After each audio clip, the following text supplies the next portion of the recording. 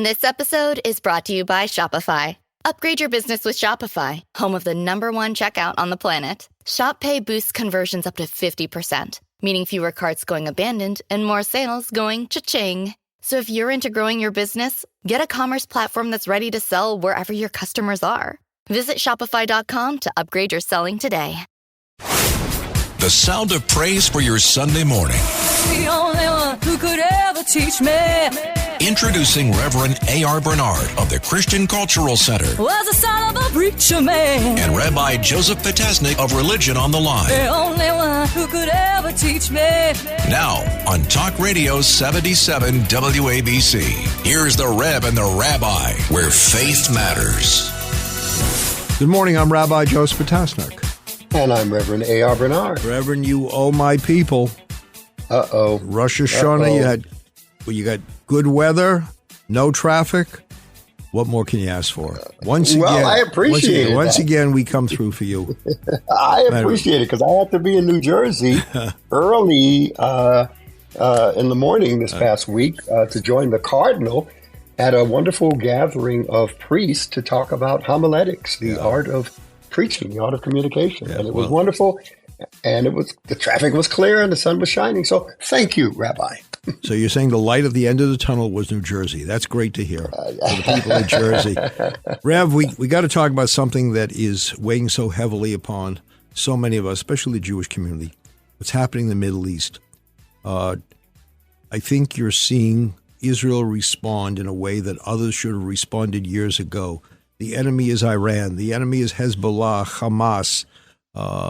And if only the civilized world, if only democratic countries had stood together and had removed Iran as a major player, had strangled it economically so it wouldn't have any power, instead of giving it money, as happened some years ago, we wouldn't be in this place. So you have to commend Israel for the brave stance it's taking. And also, we refuse to die. There was an article years ago, the ever-dying people. We're not ever dying. We're going to live. And you see this commitment to life and the commitment to eradicate those who seek to destroy us. It's courageous, and many of us stand in awe of what is happening. You know, I look, with these things, Rabbi, it depends on who you ask. The violence, the loss of life, no matter, who that life is, right. Palestinian life, Jewish life, it's the loss of life. Mm-hmm. And it's because there are individuals who just have an ideology that does not allow for the existence of the Jewish people or the state of Israel. So we have to really zero in on what the main issue is. So if you don't feel I have the right to exist, right, I have to be concerned about protecting myself because you're going to take measures to eradicate me.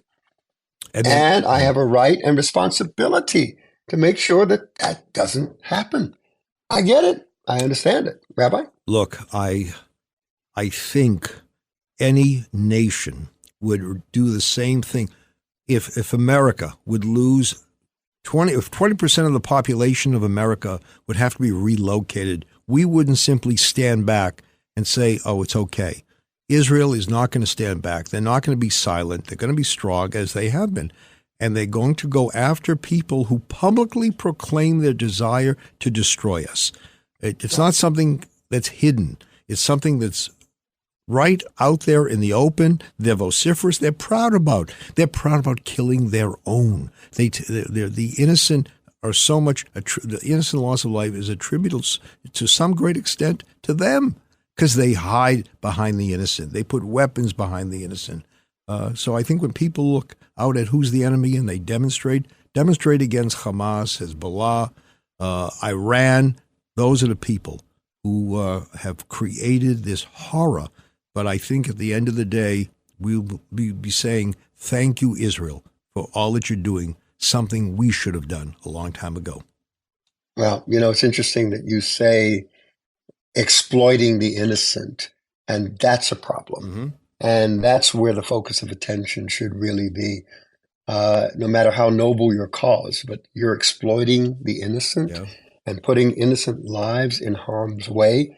to push your political agenda, that's a serious problem. And we're people of conscience. I mean, of course, no one wants to see innocent people killed. That is something that we say over and over again.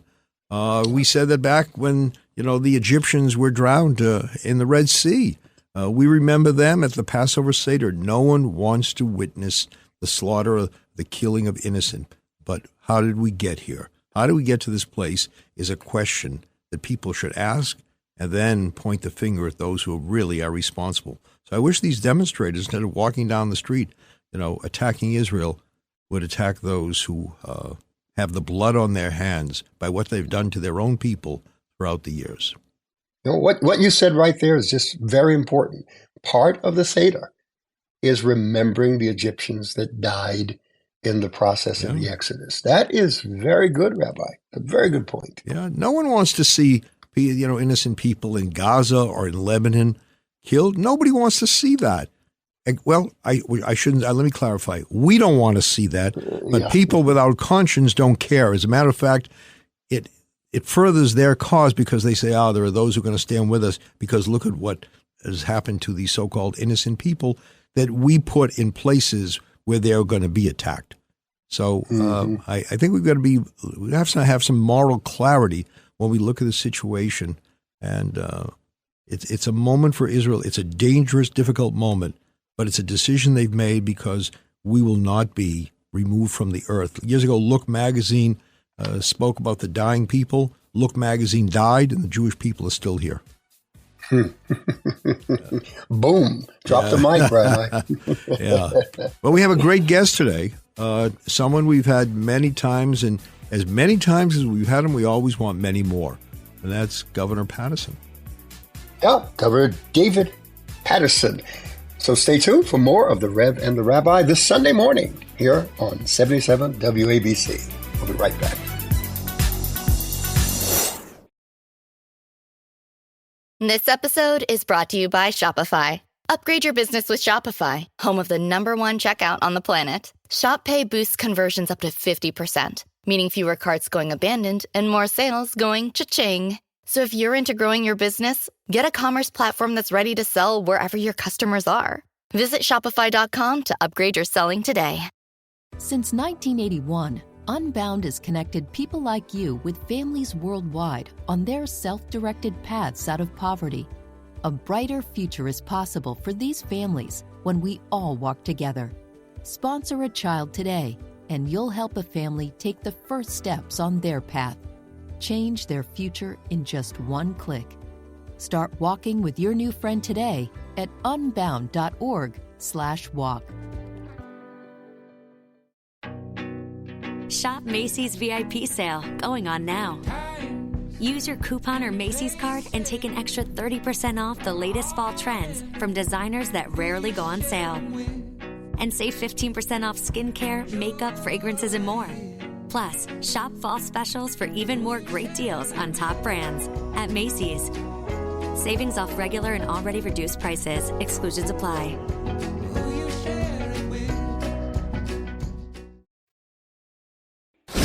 Where faith matters. The Rev and the Rabbi. Talk Radio 77 WABC. Welcome back. I'm Rabbi Joseph Paterson. And I'm Reverend A.R. Bernard. Reverend, once again, we turn to someone who has insights that are really incomparable. And I'm referring to the 55th governor of the state of New York, the Honorable David A. Paterson. So always great to have you with us, Governor. Good morning, gentlemen. And anything new in politics these days? Anything happening that we should know about? Anything new in New York City? Just another quiet week? It's kind of like a dry period. Nothing's going on. Everybody's watching the Mets. We'll wait and see what goes on later on. So, Governor, how would you describe the present climate? I think the present climate is quite turbulent. The mayor has been indicted by the federal government. The case is being tried in the Southern District. The Southern District has almost a 90% conviction rate. So this is not a place that you want to be. However, when you have an accused individual, Mayor Adams, who does have significant legal support, and then has, some support of people who've always supported him, this will not be quite as easy as the usual Southern District case.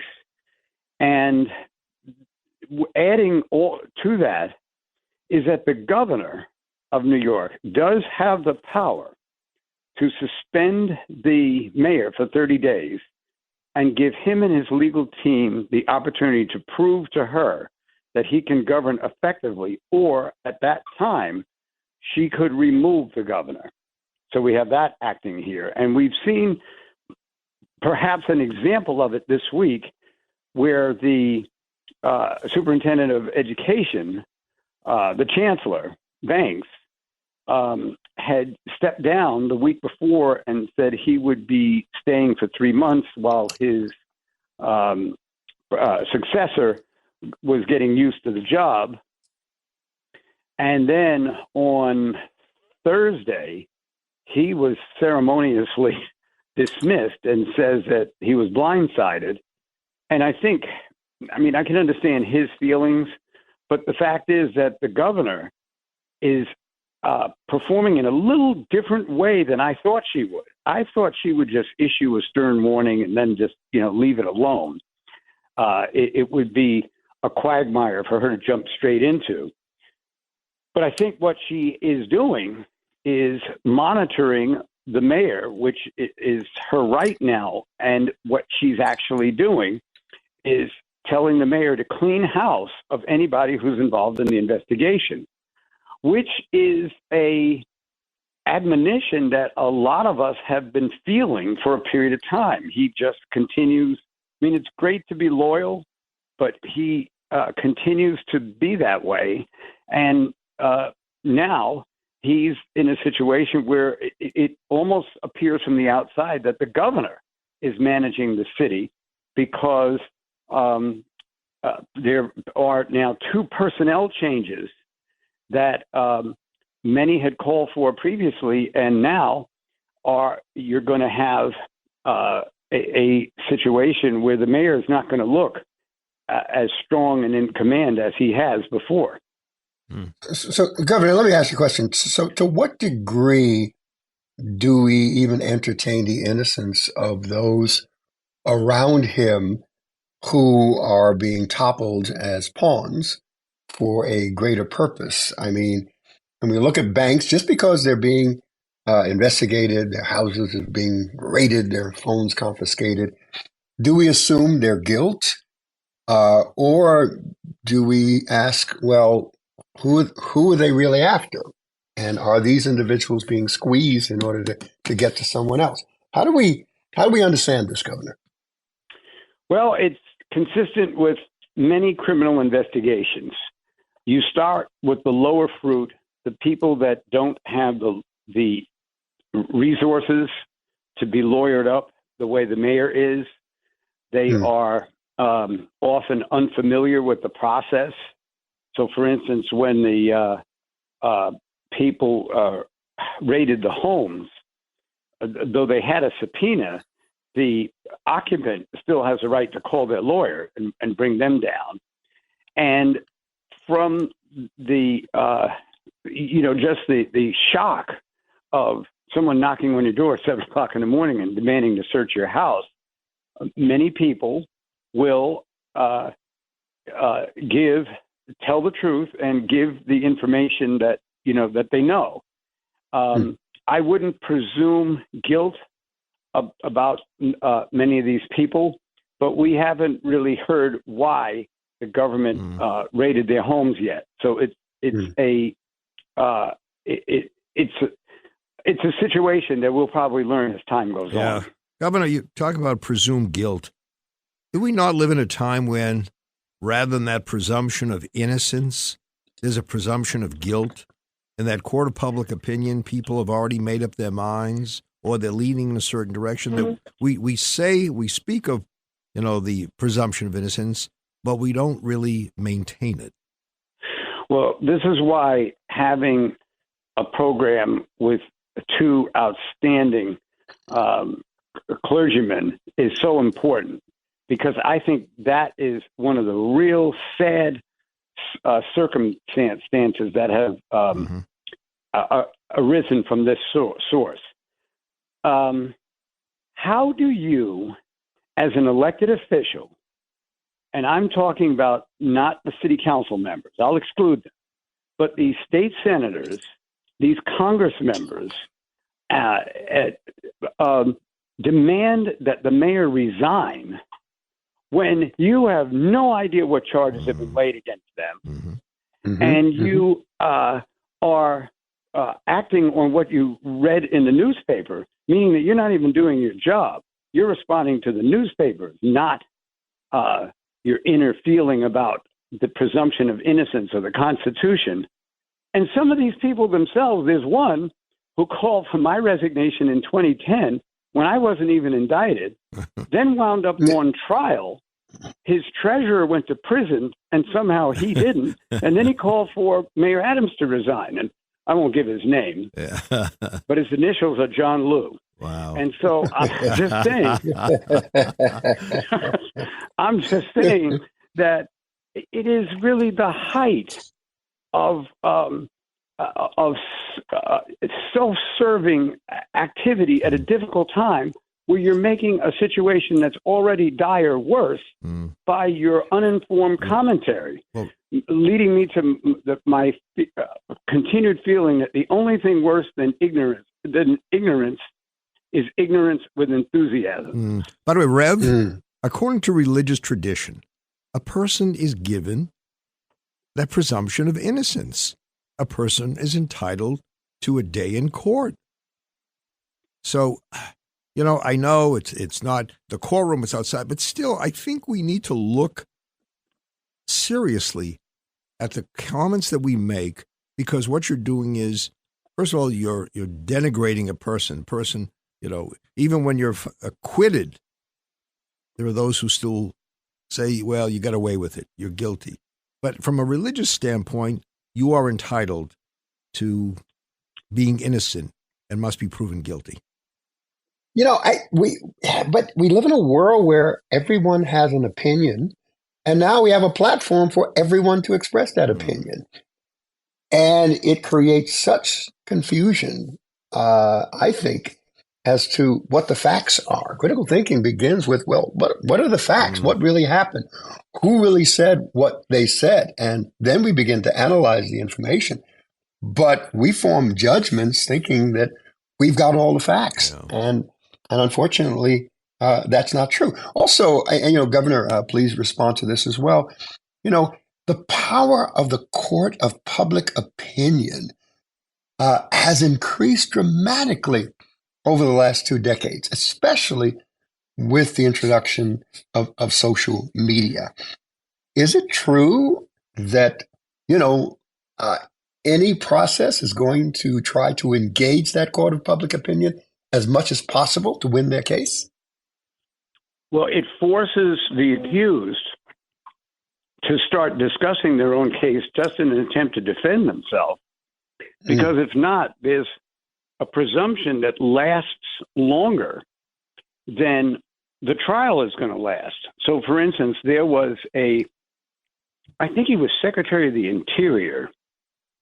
His name was Ray Donovan. And if I'm right, he served in the Reagan Secretary of Labor or whatever. Yeah. And he was put on trial in a federal case in the Bronx. He was acquitted. And when he was acquitted, he walked up to the district attorney, because there was a lot of publicity. He was a presidential appointee and the whole thing. He walked up to the prosecutor and he said, "Where do I go to get my reputation back?" Yeah.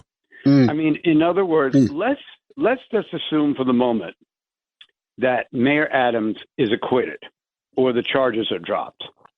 The fact that he was accused and all the publicity with it will stay with him probably for the rest of his life.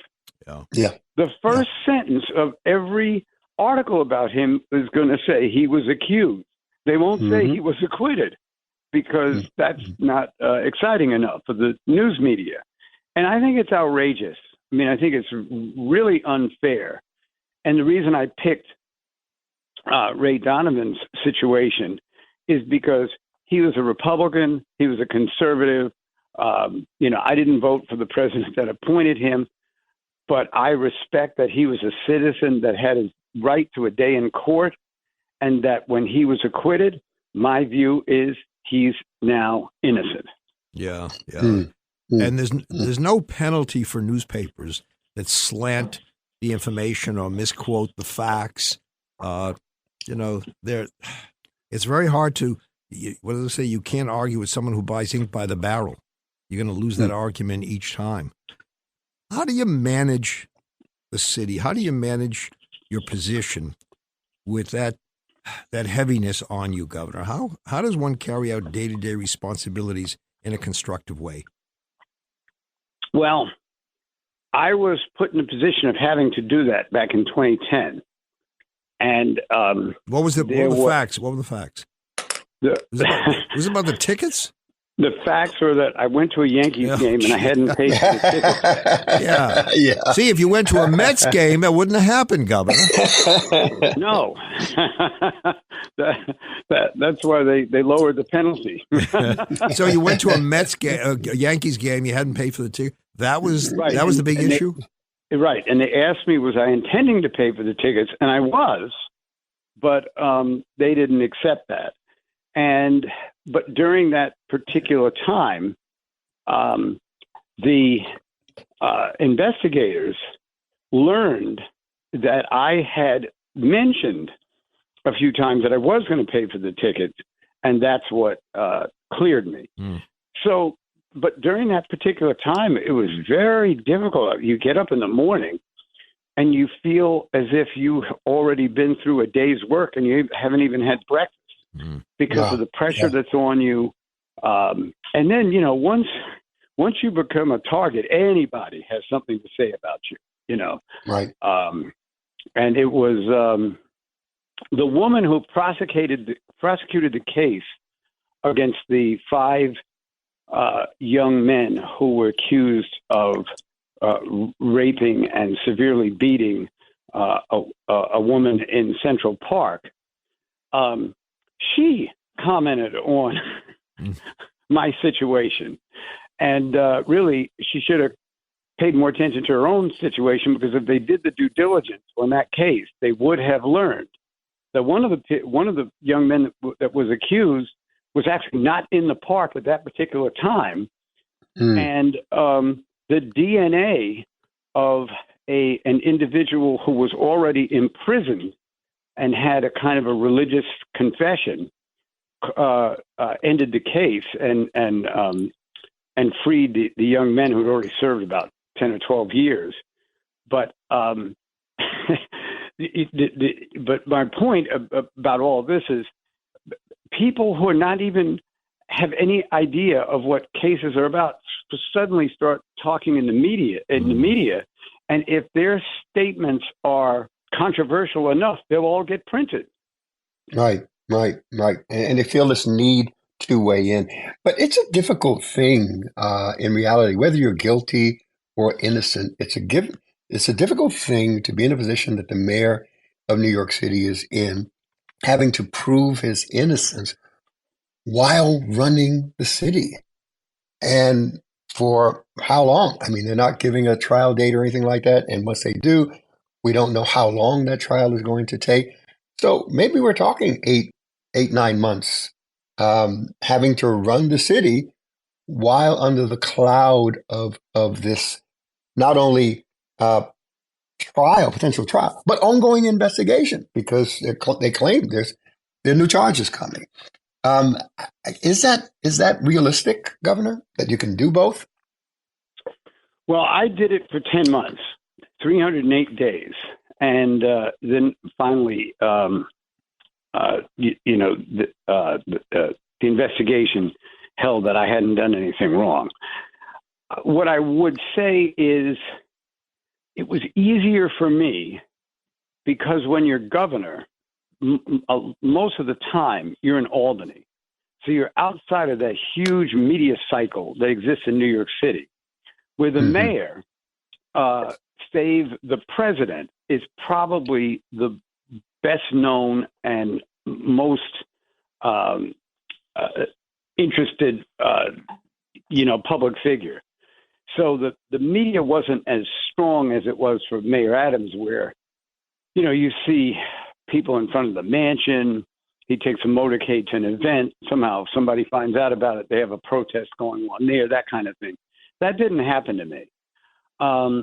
And so I think inevitably that the charges against me were so ridiculous that I'm one of the fortunate ones who, by the 2 or 3 years after it happened, people laughed about it. And John Catsimatidis' famous quote, they said he didn't pay for Yankees tickets, but he couldn't see the game.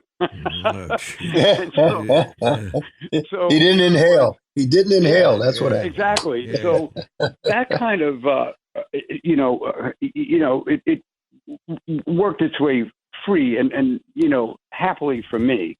But I think in the case of Mayor Adams, he is in the middle of this like international coverage. They're talking about what happened to him in India. They're talking about it on the BBC.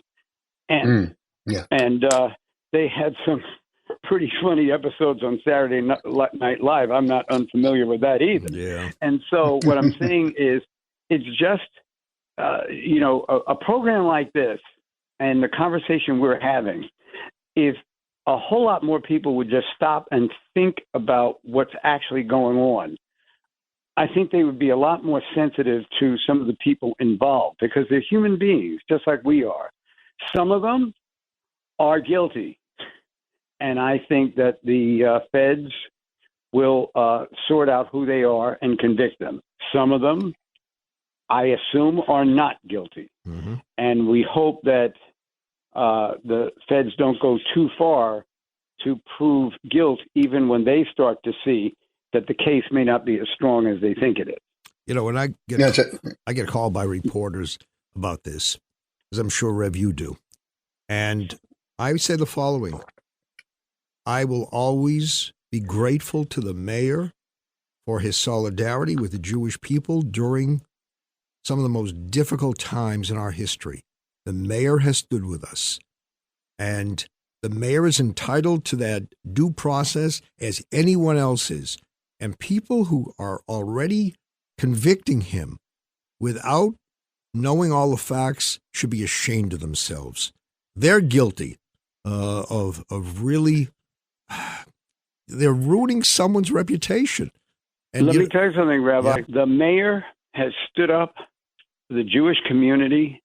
He stood up for Israel's right to defend itself. Mm-hmm. He's stood up for Israel's right to exist, which now apparently seems to be a controversial issue. Which many others didn't. Yes, and he does it in places where what he says is unpopular. Right. So what I'm saying to you is I have been with him when people started this stuff up, and the two of us are looking at each other like, I wish we could just, beam ourselves up back to the ship and not listen to these people who are ignorant, they're anti-Semitic, they are angry about something and are taking it out on a group of people whose reputation is that they have always wanted to help others.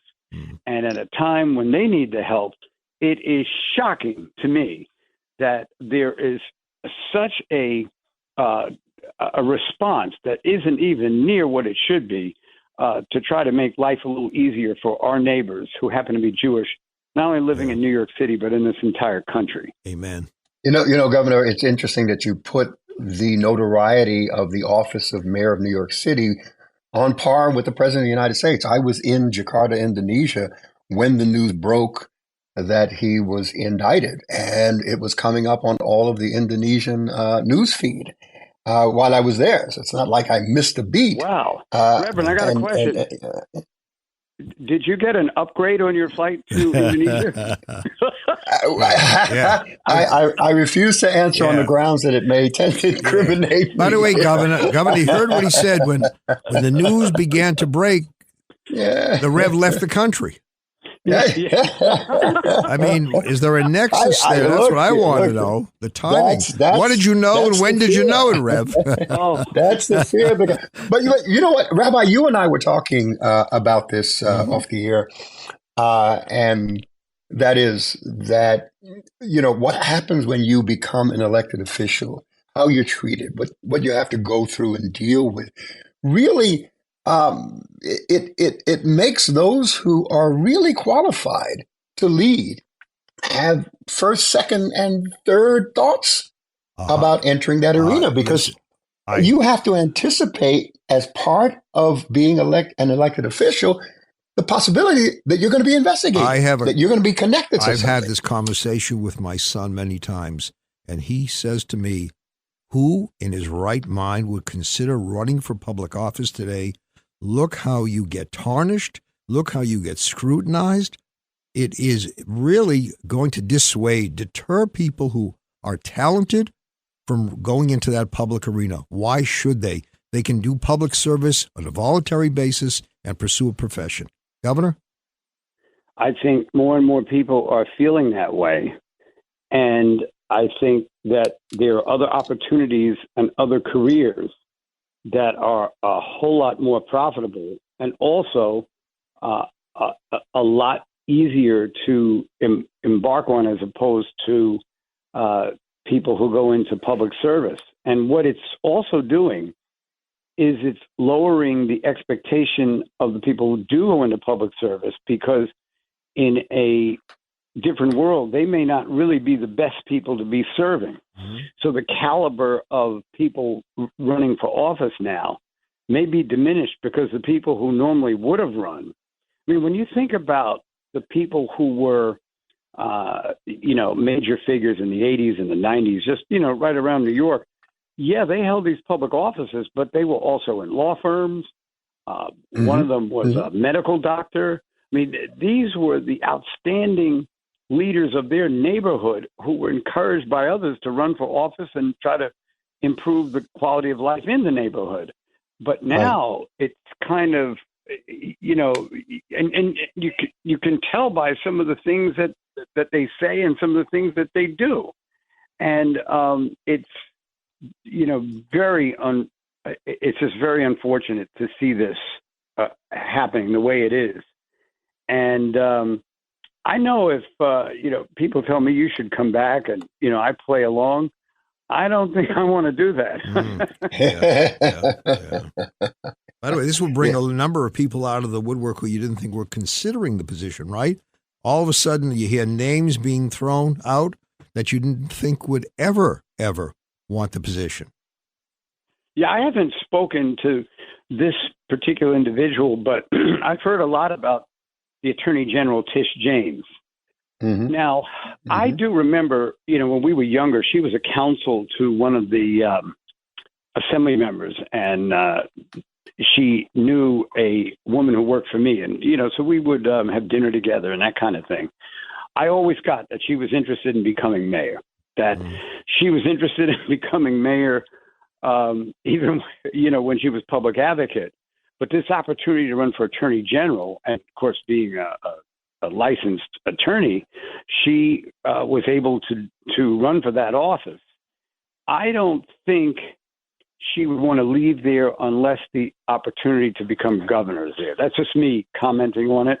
I haven't talked to her, but a lot of names of people have come up, and we're sort of pushing the envelope. But what we really need right now is to let the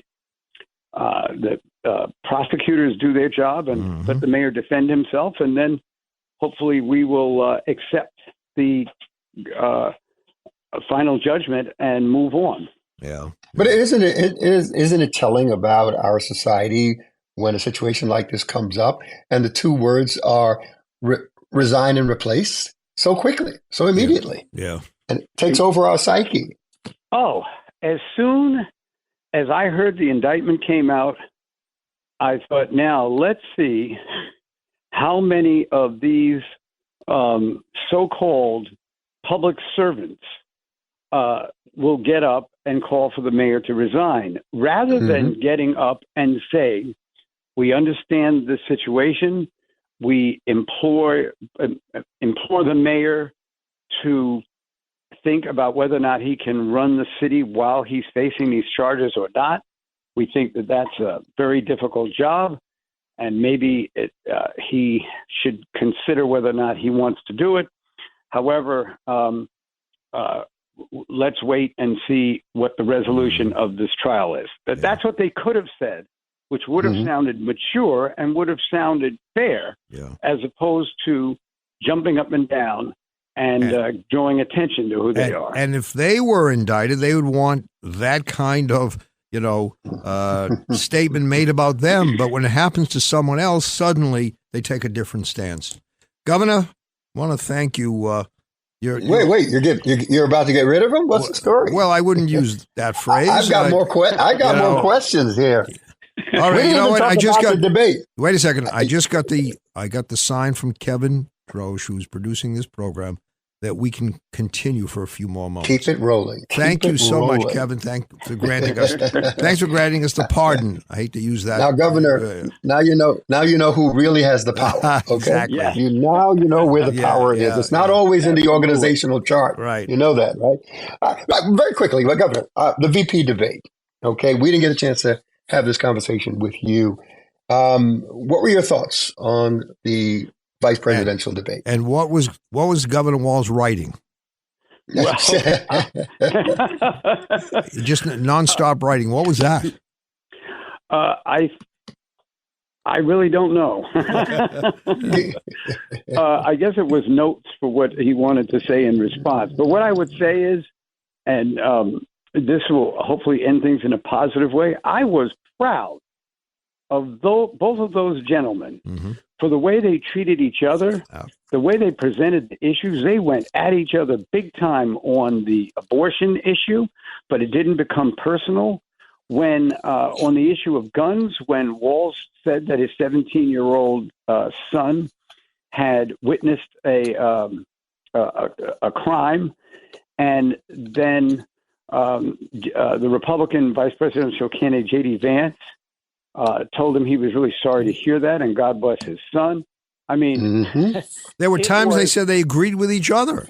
Yes, that they agreed with each other more so, and yet it was amazing because even at WABC, there are certain people, no matter what gets said, they're going to be critical. No matter what. What are their names, Governor?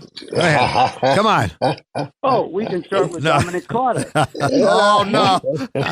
All you have to do is mention any Democrat running for anything, and he has something nasty to say about that. Well, Governor, we hope you've enjoyed your time at WABC. It's been great having you. Yeah, right. The last show. No, but right? I was talking I agree with you. I was talking to the Rev after the debate, and I said to him, and we both spoke about that for America, it was a necessary moment to see two people who could argue and then extend a hand to each other, who could speak to each other in a respectful fashion, even though they disagreed vehemently on some of the issues. We need to see more of that, not less of that. Absolutely. The vice presidential debate was presidential because it showed a level of respect, dignity, civility that we have not seen at this particular level. It reminds us of what things should be like, even though we have points of disagreement. There is empathy. There is shared values. I will tell you, I loved it. And of course, it's all how the debate, who won, depends on who you ask, right? Yeah. There were two human beings. There were two human beings there on stage, not one. And you dehumanize the other in some of these debates, not here. There was that real human factor that was so refreshing and reassuring in this country. If I was talk policy, the debate just on policy, I think I would have given the edge to J.D. Vance. I thought that he laid out his positions well. He got caught on the issue of, because he can't say that President Trump should accept the results of the last election. So I don't want to get on his case for that. You knew that when he came in there. But the last time I'd seen anything like that was in 1990. I want to say, I guess it was 1992 when Al Gore ran against George W. Bush. And during the debate, they said something about children. And one of them asked the other, do your children do something or other? And he says, well, I can't. We'll have to talk about that after the show. And they both started laughing. And that's the last time I think I saw civility in a debate anywhere.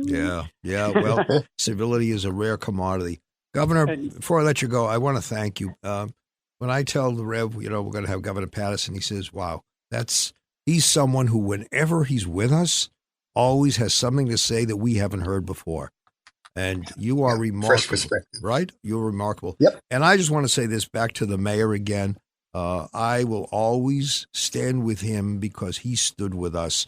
A friend is the one who walks in when others walk out. We've seen many people walk out in terms of the Jewish community.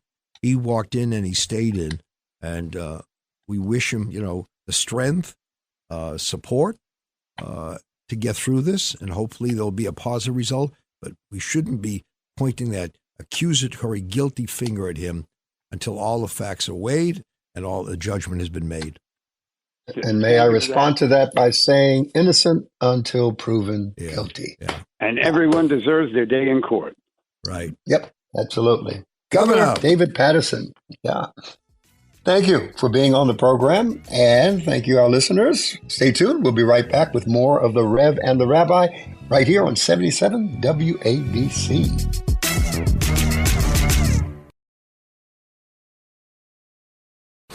Reverend A.R. Bernard, Rabbi Joseph Potasnik, the Rev and the Rabbi. Talk Radio 77 WABC and the all-new WABCRadio.com. Welcome back. I'm Rabbi Joseph Potasnik.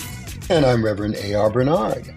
Reverend, it is refreshing to have a refreshing conversation with someone who brings information or knowledge to the situation that makes you think we're in a sane place, because sanity in so many places has gone out the window. It is true. And of course, he's a wealth of experience, knowledge. He's a history buff. He is a buff when it comes to political history, economic history, social history. It's every time I have a conversation with him, it's a joy. And he's able to pull things out of his library of his mind and bring up incredible examples. Yeah. It's good. When you look back, when he talks about the scandal during his time, it was about Yankee tickets, and you think to yourself, all right, whatever happened, pay it back. It's not a call for resignation. It's like we've got to have this gotcha moment. And that's the love-hate relationship that the public tends to have with celebrities, with people in positions of power and influence, elected officials. In one breath, we're saying, we want them to do well, do what they do on our behalf, represent us, etc. But when something is pointed out wrong, I knew it. I knew it. There it is. If you're on the other side with them politically, if you're on the same side politically, suddenly they will defend you to the nth degree. Suddenly, innocent. And if you're on the other side, he's guilty. It's just so shameful. We're not consistent. Yeah, and that's humanity. That's human nature. It's inconsistency. But one thing that we didn't really expand on in our conversation with the governor, we ran out of time for that segment, but the whole idea of public trust. Yeah. We talk a little bit about, the most qualified and capable individuals will shy away from running for an elected office because of what comes with it. But public trust in general, Rabbi has taken a beating over the last several decades in terms of their trust for government. There was a Pew Research on public trust they charted it from 1958 to 2024. And they found that it was the lowest in decades. And all of a sudden, in 2023, it began to shift. And as of April of this year, 22% of Americans say that they trust the government in D.C. to do what's right. Isn't that something? 22%, and we're celebrating that? And 78, I mean, 78 don't, 78%. Exactly right. Where are we? But it shifts the relationship between the public and government when there's a lack of trust. And the sad part of that also is that there are people, it's not a zero-sum situation. There are people who are in public office who do their utmost to maintain integrity, independence, and we admire them. And unfortunately, when you have the high numbers that look with disfavor, they get taken in by them. But let's try not to overlook those who do care, who are committed, and who deserve, our respect, because otherwise we're going to be doomed. Every week in the synagogue, we pray for the government. We pray for those who lead us, regardless, Republican or Democrat. And unfortunately, there are those who only will pray for someone. I remember when I was a pulpit rabbi, and there were people in office that, many of the congregation didn't like, and I would say, we'll offer a prayer for the country and for the state. And they'd say, why? It's just, it was too partisan. And yet, of course, it was their candidate, their person in position. It was fine. So that's why that debate, I'm glad we spoke about that debate. That debate showed us a moment where we can be so different and still see each other as people deserving of our respect. It's interesting because in our faith tradition, which is rooted in your faith tradition, I point to the words of the prophet Jeremiah when the Jewish people, the tribe of Judah, was in captivity in Babylon. And the prophet admonished the people to settle down, build houses, marry your children, plant gardens. And I love this passage. It says, pray for the peace and prosperity of the city, because if it prospers, you will prosper. And that's a reality. We have to understand how connected we are to the environment that we're in, even if it's, contrary in terms of religious beliefs or values that we subscribe to. There's still a connection. And for our own prosperity, we must understand that everyone has to prosper. Rabbi? That's why Abraham prayed for people in the midst of the city, those who are engaged in the affairs of the city, because they are the ones that we need to support. And we may not always agree, but they deserve our support. And when the right time comes, the election comes, you vote them out. But in the meantime, you got to give your support in a meaningful way. We just look to tarnish people. Have the healthy disagreement, criticize them publicly. That's fine. But do it in a way that is a model for civil behavior. I always say, what do our kids say to us? We lecture them about being civil. We lecture them about being respectful. And they look at us and they say, you're telling us? Look how you behave. Look what you do. You certainly are not, the gold standard for us. So start preaching to us. Good stuff.